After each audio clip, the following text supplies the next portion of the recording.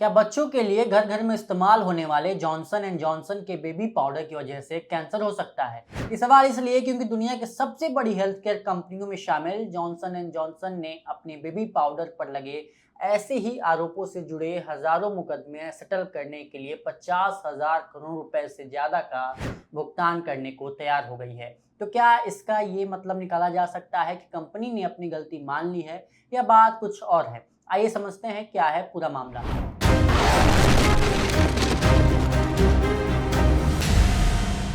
नमस्कार, बोले भारत देख रहे हैं आप और मैं हूं आपके साथ पुष्पेश राय।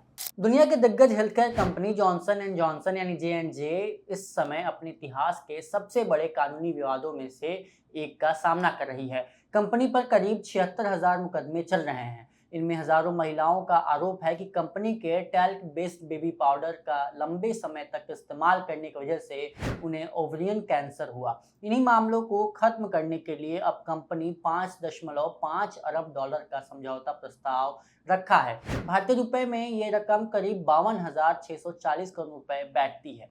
लेकिन इसका मतलब ये नहीं है कि कंपनी ने अपनी गलती मान ली है। जॉनसन एंड जॉनसन आज भी यही कह रही है कि उसके उत्पाद पूरी तरह सुरक्षित थे और वैज्ञानिक रूप से ये साबित नहीं हुआ कि उसके बेबी पाउडर से कैंसर होता है।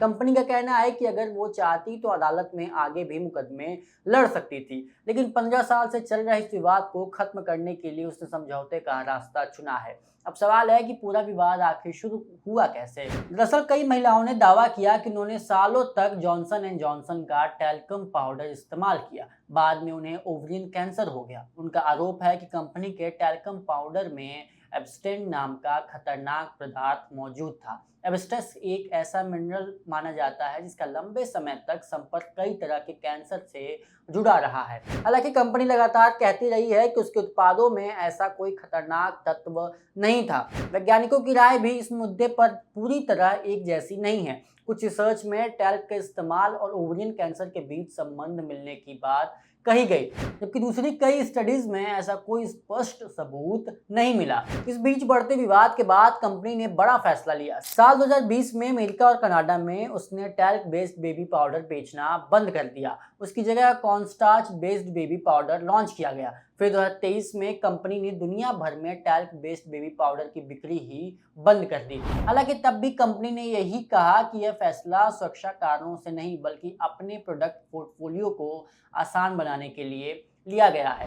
अब बात इस समझौते की। अगर 95% दावेदार इस प्रस्ताव को मान लेते हैं तो कंपनी करीब 76,000 मौजूदा मुकदमों को निपटारा कर सकेगी। पहले चरण में 2027 तक करीब 3 अरब डॉलर दिए जाएंगे। बाकी रकम बाद में चुकाई जाएगी। हालांकि अगर ज्यादा लोग इस समझौते में शामिल होते हैं तो कुल भुगतान 7 अरब डॉलर से भी ऊपर जा सकता है। लेकिन ध्यान देने वाली बात यह है कि यह समझौता सिर्फ मौजूदा मामलों पर लागू होगा। इस पूरे मामले में कंपनी ने पहले एक और रास्ता अपनाने की कोशिश की थी, जिसे टेक्सास टू स्टेप कहा जाता है। इस रणनीति के तहत कंपनी ने एक अलग इकाई बनाकर उसे दिवालिया घोषित करने की कोशिश की ताकि सारे मुकदमे एक साथ निपटा दिए जाएं, लेकिन अदालतों ने इस कोशिश को स्वीकार नहीं किया। मार्च 2025 में ये रणनीति भी असफल हो गई और मुकदमे फिर से आगे बढ़ने लगे। अब कंपनी एक बार फिर समझौते के जरिए इस लंबे कानूनी विवाद को खत्म करना चाहती है।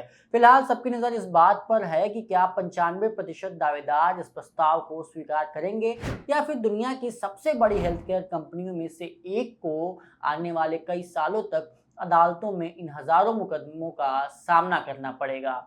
इस खबर में सिर्फ इतना ही। बाकी खबरों के लिए बने रहिए बोले भारत के साथ। धन्यवाद।